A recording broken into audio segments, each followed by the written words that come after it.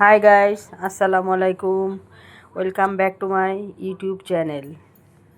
আজকে আমি রান্না করব চিকেন কষা রেসিপি। প্রথমে গ্যাসটা জ্বালিয়ে কড়াটা বসিয়ে দিলাম। কড়াটা গরম হলে এবার তেলটা দিয়ে দেবো।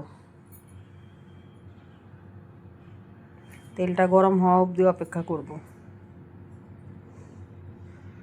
এবার পেঁয়াজ কুচি দিয়ে দিচ্ছি। এবার তেজপাতা, দারচিনি আর এলাচ দিয়ে দিলাম। পেঁয়াজটা বাদামি রং হয়ে গেছে। এবার আমি মাংসটা দিয়ে দিচ্ছি। মাংসটা আমি পরিষ্কার করে ধুয়ে রেখে দিয়েছিলাম আগে থেকে। এবার সামান্য লবণ দিয়ে মাংসটা তেলের মধ্যে একটু ভেজে নেব। এবার আদা রসুন দিয়ে দিলাম 1 চামচ। এবার গুঁড়ো মশলা দিয়ে দিচ্ছি।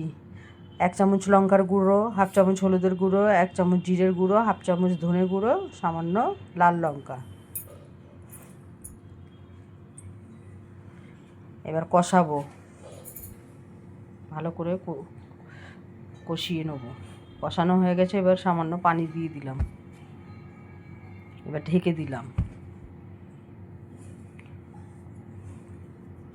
এবার ঢাকনাটা খুলে আবারও নেড়ে চেড়ে দিচ্ছি।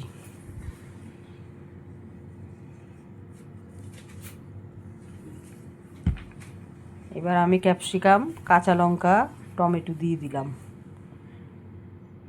এবার মাখা মাখা করে রান্না করব চিকেনটা। মাখো মাখো হয়ে গেছে।